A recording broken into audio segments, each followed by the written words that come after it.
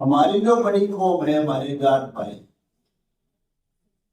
रात करे साथी हरियाणा में क्या तो चीफ मिनिस्टर बनाओ, इनने पता बना दिया अध्यक्ष डाल देने कोई चाहो तो सर लगो गवर्नमेंट पे, उनको चीफ मिनिस्टर चाहिए, पीछे पीछे गातर डाल दिया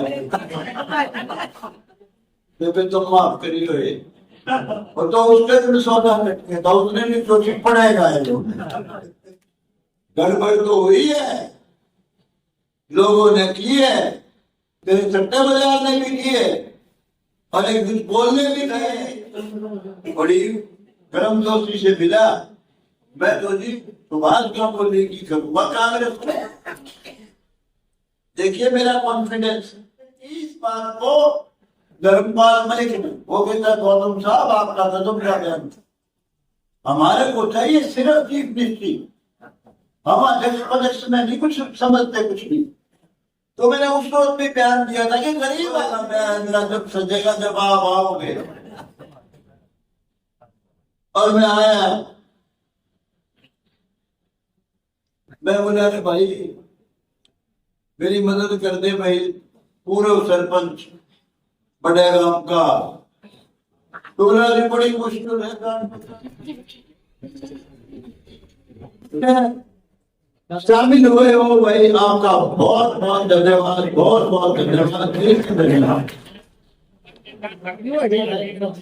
और मुझे माफ करना, मैं बहुत बीमार हो गया था बीच में, इसलिए इतना लंबा समय लगा यहाँ आने में, और सभी गांव में भी जाके हमारा धन्यवाद करने का प्रोग्राम था, तारीख भी तय कर दी थी, लेकिन बीमारी की वजह से भाई नहीं जा सके, उसके लिए माफी चाहता हूं। और आप लोगों ने मुझे जिताया, हालांकि मैं इसको बड़ी चीज नहीं मानता हूं, मैं ये सोच के आया था यहाँ कि आधी वोट अकेला लूंगा, मुझे बड़ा घमंड था अपने आप में, आदमी में सारे हैं कि मुझे कभी पता ही नहीं था कि इतना खतरनाक मुकाबला हो जाएगा। मेरे साथ खलीराम जी पटवारी रहते थे हमेशा, इनसे मैं पूछता रहता था, पंचाल जी भी रहते थे और भी कई साथी रहते हैं, मगर जी क्या सोच है लोगों की। कहता है 2 तारीख तक इन्होंने कहा हम पीछे हैं, मैं इनका मजाक उड़ाता था, मैं सोचा ये बहुत भ्रम में है, मैं तो आधी वोट मेरी आएगी, लेकिन ये सच्चे थे, इनको ज्ञान था। एक दिन सरदार जी अपने जो इंचार्ज इस हल्के के क्या नाम जितेंद्र जी, उनसे पूछा है कि कितने भी हो सकता है 1000 2000, मैं भी इनका मजाक उड़ाया, मैं गए मारे तो पता ही नहीं, मुझे बड़ा घमंड था अपने आप में।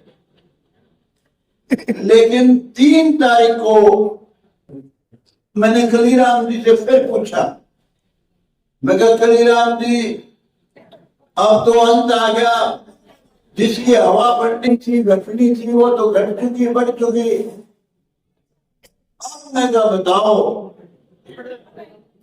आज हम कहां खड़े। उस दिन इन्होंने कहा कि जीत निश्चित है, इस रैली का बहुत तगड़ा प्रभाव पड़े हैं। स्वामी योगी जी दिल्ली के चीफ मिनिस्टर, जिन्होंने यूपी के चीफ मिनिस्टर, जिन्होंने यूपी का भी कायाकल्प कर दिया, और जो समझिए एक राक्षस भूमि बन चुकी थी, उसको उन्होंने एक बहुत ही संतों की भूमि बना दिया।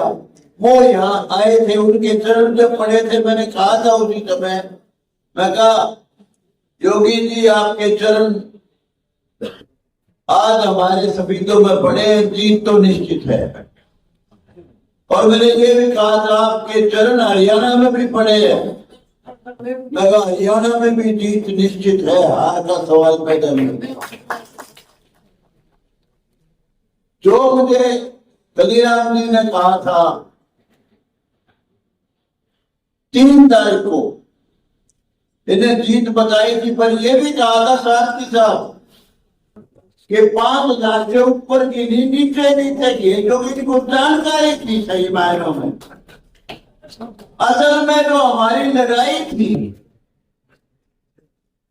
वो लड़ाई कांग्रेस पार्टी से और सट्टा बाजार से, एग्जिट पोल से, मीडिया से, सभी चैनलों से लड़ाई की। हमने उस लड़ाई को थोड़ा सा सरल बनाने की कोशिश की। तरीका यही था जीत का। सारे हरियाणा में भी सरकार में आने का तरीका यही था। हमने एक तो कांग्रेस पार्टी को हरियाणा में कांग्रेस नहीं छोड़ा, हमने उसको हुड्डा पार्टी बना दी कि मुकाबला हुड्डा पार्टी का और बीजेपी का है, मुकाबला भूपेंद्र हुड्डा का और नायब सिंह सैनी का है बीजेपी का। एक पार्टी चाहती है सबको सबका हक मिले, जिसके हमारे मुख्यमंत्री के पद के उम्मीदवार नायब सिंह सैनी हैं, और दूसरी तरफ एक ऐसी पार्टी है हुड्डा पार्टी जो चंद लोगों के लिए सरकार चाहते हैं, कुछ इलाके के डेवलपमेंट के लिए सरकार चाहते हैं। भाई समझ लो, आप सबको सबका हक देने वाली सरकार चाहते हो या चंद लोगों के फायदे की सरकार चाहते हो? बहुत अच्छे तरीके से हमने समझाया। हमने मुकाबला किया सेंटर का भी। एक तरफ राहुल गांधी है, उसकी टीम है, उसके जो इस वक्त जो जिन्होंने इंडिया गठबंधन बना रखा है, बहुत से लोग तो देशद्रोही भी है, देश से भी कोई लेना देना नहीं है। राहुल गांधी और नरेंद्र मोदी का किसी तरह का कोई मुकाबला ही नहीं है। जो काम नरेंद्र मोदी ने बीजेपी ने किए हैं वो तो ऐतिहासिक काम है, हमेशा याद रखे जाएंगे। ये चीजें तो बतानी है मैंने लोगों को, समझ जाएंगे लोग। लेकिन मुझे इतना सपने में भी ख्याल नहीं सके 13 इलेक्शन उड़ जाएगा। ईमानदारी से कहता हूँ, भगवान को हाजिर नाजिर मान के कहता हूँ, मुझे सपने में भी नहीं पता था मुआना गांव में इतनी बड़ी खतरनाक पोजीशन होगी। सिंघाना में, मोरखी में, घाटरस में बार बार बचा हूं।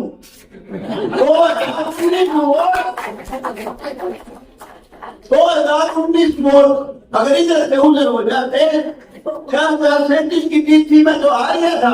जब पहला राउंड खुला मुआना का और जीत आई 1600 कुछ की 1700 की, तो मेरे कभी चढ़ गई थी। मैं कहा भाई मेरे साथ बैठे था यो भाई, एक तरफ हमारा वो सुभाष गांगुली बनाने एक लड़का है, वो बैठा, एक तरफ बैठा जसबीर देसवाल, वो भी बहुत अच्छा इंसान है। अपने भगत सिंह आर्य तो कहीं नहीं थे। मैंने स्वामी जी योगी आदित्यनाथ जी को बुलाया स्पेशल आके, बहुत ज्यादा ताकत लगा के 3 तारीख का उनका प्रोग्राम बनाया।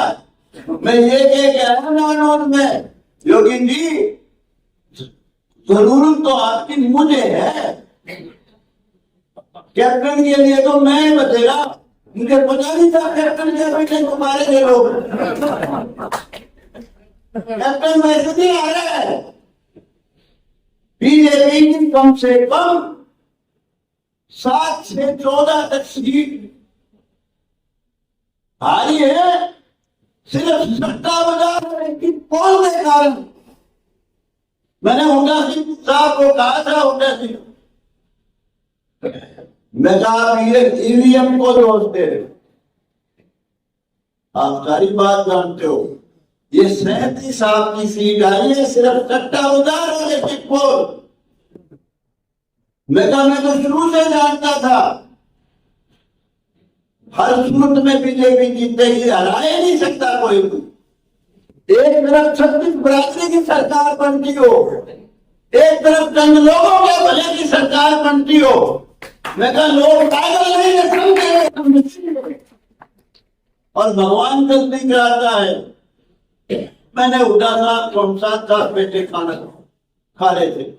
मैंने कहा हुड्डा साहब योर ओवर कॉन्फिडेंस एरोगेंसी मार किया, बड़ा भारी घमंड हो गया। सरकार बना दी, सेक्रेटरी नियुक्त, पीए नियुक्त, 2 एसपी नियुक्त, कौन लगाना।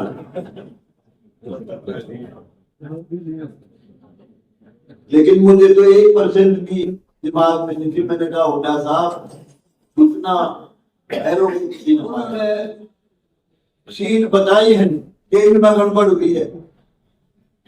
उदय गांधी ने मुझे उन्होंने बताया 14 में सबितों का भी नाम ले रखा, इसमें भी गड़बड़ हुई है। गड़बड़ तो हुई है, लोगों ने की है, तेरे सट्टे बाजार ने भी किए और एक कुछ बोलने भी किए। 14,000 वोट कम है गिने गिनाए जो मेरे आने थे। 14,000 एक 40 में से 73,000 आने थे। जो बैठा कलियाम पूरा एमएलए कसर भी छोटी थी, जान की बात लगा दी, लेकिन इस डबल में नहीं आया सोचा कुछ। उसने मुझे अपनी शादी में बुलाया, छोरे का ब्याह मेरा जब सजेगा जब आप आओगे। और मैं आया, मैं बोला अरे भाई मेरी मदद कर दे भाई, पूरे सरपंच बड़े गांव का टोला भी बड़ी मुश्किल है, गांव पंचायत हो गई। हुड्डा साहब गले के जब ये मिला तो मिला, बीच में गलती से बीजेपी में चला गया था, वो पर बीजेपी ने मारे फिर बता जी बड़ी गर्म दोस्ती से मिला। मैं तो जी सुभाष गांधी की करूंगा कांग्रेस को। देखिए मेरा कॉन्फिडेंस। मैंने कहा तेरे छोरे का ब्याह में तूने मुझे बुलाया था, बड़ा आग्रह करके मैं आया। 3 बात मेरी याद रखियो। नंबर 1, हुड्डा तेरे नजदीक नहीं है इतना जितने मेरे। नंबर 2, तू कितना ही हाना डाल ले 200% जीतूंगा।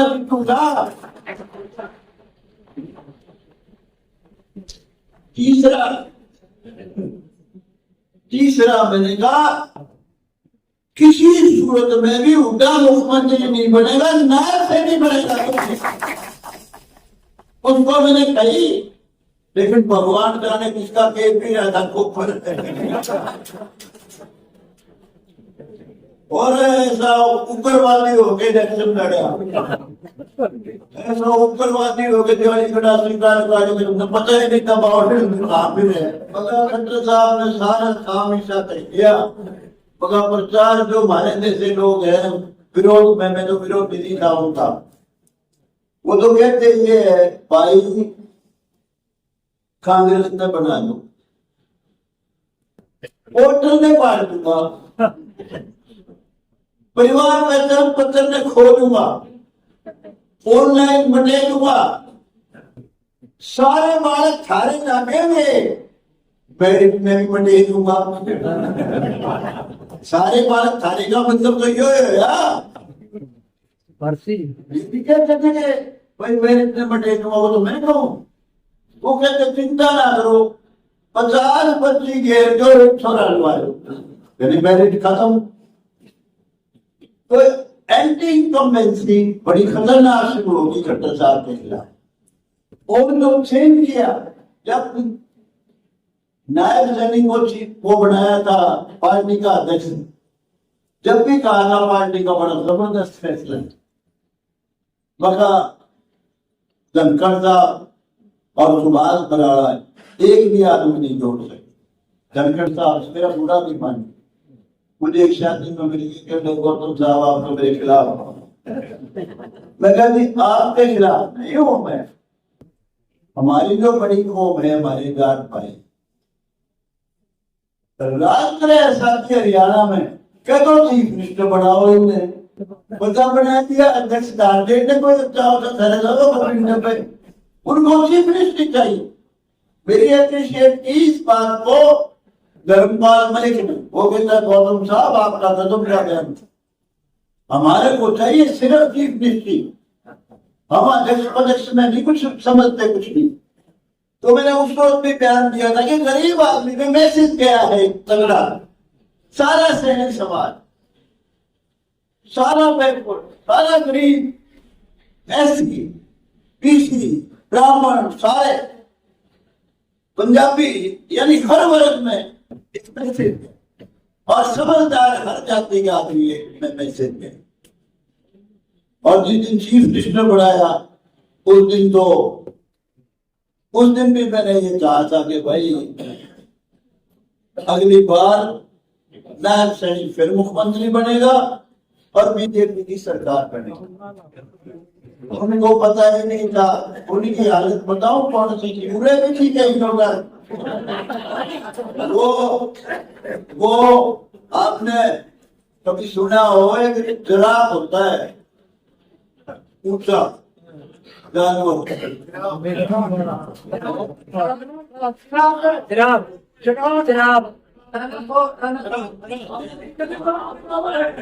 लंबी गर्दन वाला वो भी है साथ बताने के लिए।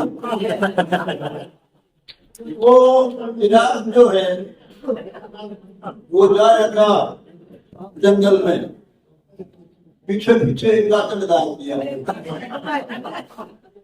तुम माफ करिए और तो उसके भी सोना लटके था, उसने भी तो पड़ेगा वो पक्का लग गया था, वो 6 पोस्ट कागज गंदे कर ले, वो लग रहा था पक्का टूटता है। तो मैं यहाँ आया था अपनी वोट की खातिर, इसलिए नहीं आया था कि मुझे कोई गलतफहमी थी। मैंने मेरे जीवन काल में लड़ाइयां गरीबों की लड़ी है, थोड़ी नहीं है लड़ाइयां, लेकिन मैं मेरी जान की भी आफत जो बनेगी वो हमारी मदद के बिना नहीं बनेगी। भगवान कहलाता है और वही हुआ, लेकिन वो हमारी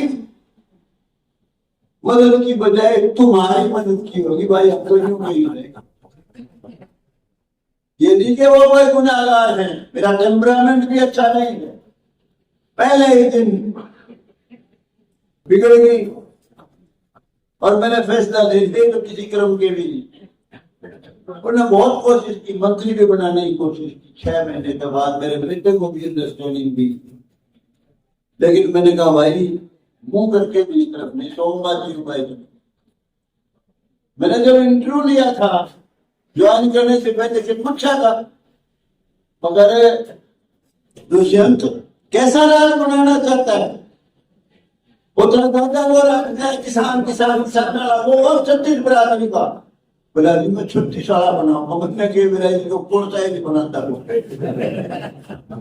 ये तो अपना मेरे लिए भी समझ में नहीं आती भाई। ईश्वर को हाजिर नाजिर मान के कहता हूँ, कभी किसी का 1 रुपया भी खाने का मन नहीं करा सारे जीवन में। मेरा कितना संघर्ष है, पॉलिटिकल जीवन, 10वां इलेक्शन है, 7 इलेक्शन आ रहा हूँ, अपनी पार्टी बना के भी आ रहा हूँ, इसी धरती से भी आ रहा था मैं। लोगों ने मुझे कहा उस बार 1500 आए थे, उनके हुए करो घर पे सकता हो। मैंने कहा भाई पिछली बार जो सातिर दिमाग थे जिन्होंने मुझे मरवाया था, मेरी पार्टी खत्म कराई थी, वो इस धरती में नहीं है। इस बार मेरे वाली पोजिशन पर चला रही होगी, लेगा चाहता मैं तो खुदा 5000 से बंटप था, लेकिन 8807 वोट 3007 फल भी देगा, क्योंकि आजाद को ये नहीं कि कोई वो बुरा आदमी है, लेकिन लोग हारे हुए को दूर ना रखते, उसका साथ देते ही नहीं कभी भी, मेरे को मारते हैं। तो भाई मैं तो आज आपका दिल की गहराइयों से हाथ जोड़ के धन्यवाद करने आया हूं। आपने मुझे इन हालात में जिताया जिसमें मैं हार भी सकता था। अच्छा, मुझे एक बात का और नहीं पता था, गलतफहमी भी थी। पका भाई हमारे जो भाई है ये न करे, मगर ये तो सिर्फ घेरते कि वो एक ने बन गए ये ऊपर उस तरह चेक लिखने ये मेरे कैलकुलेशन में नहीं गिरा था। तो भाई आपका बहुत दिल की गहराइयों से स्वागत करता हूँ, एहसानमंद हूँ और जो कर सकता हूँ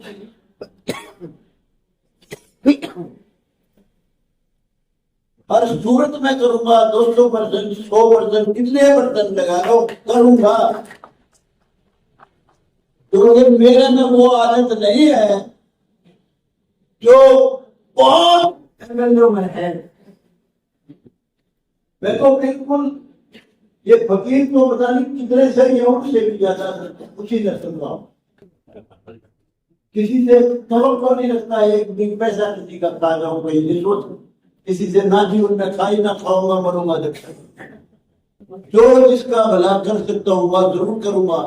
एक बात तो मुझे बहुत पहले कहनी चाहिए कि वो अब कहता हूं, जो भाई मेरे से प्यार करते हैं, जिन्होंने मुझे एमएलए बनाया है, उनसे भी और जो भाई मेरे खिलाफ भी थे, उन सबसे आग्रह करूंगा आप ज्यादा से ज्यादा मेंबर बनाओ बीजेपी के, ज्यादा से रिकॉर्ड तोड़ दो। सारे हरियाणा में 1 नंबर सभी को सारे हरियाणा में 1 नंबर। और कल मैं इसी वाल्मीकि की जयंती मना रहे प्रदेश स्तरीय कार्यक्रम में मुख्यमंत्री जी आएंगे, सभी वजीर एमएलए सभी हमारे संगठन के, अभी हमारे प्रधान जी ढूल साहब ने आपसे प्रार्थना की थी। भाई कल एक आदमी जो यहाँ आया हुआ है वो कम से कम ज्यादा नहीं तो भाई 10-10, 15-15 आदमी लेके आइयो कम से कम। चीन में आना आपने, एक लंबे स्पोर्ट्स स्टेडियम है, उसमें ये फंक्शन है। कार्यक्रम 11 बजे का रखा हुआ है, क्योंकि 11 बजे का रखा हुआ है। तो मैं भी आऊंगा, अपने सारे साथियों को लेके आइयो। सभी से अपील करता हूँ भाई, जो भाई आज यहाँ है वो तो आएंगे, उन्हें तो आना ही है। अपने साथ कम से कम 10-10 आदमी ले, जो ज्यादा लाओगे तो बहुत मेहरबानी आपकी। और भाई किसी को कोई गलत बात गुस्से में पूरा आदमी निकल जाती है भाई, कई बार। तो इसलिए क्योंकि कई भाई, कुछ भाई आए तो थे यार और सारे निकल के वहां चाय ला के चाय भी पियो, पकौड़े भी खाइयो और देसी घी का माल बढ़िया जलेबी खाइयो, तो अच्छे लागोगे। और जो मैंने इसे लागोगे जगह पूरा करो।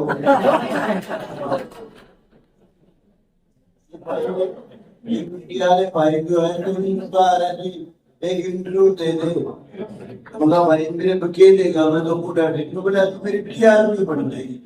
तो टीआरपी बनाना तो सारी साथी आप सबका बहुत बहुत धन्यवाद। जय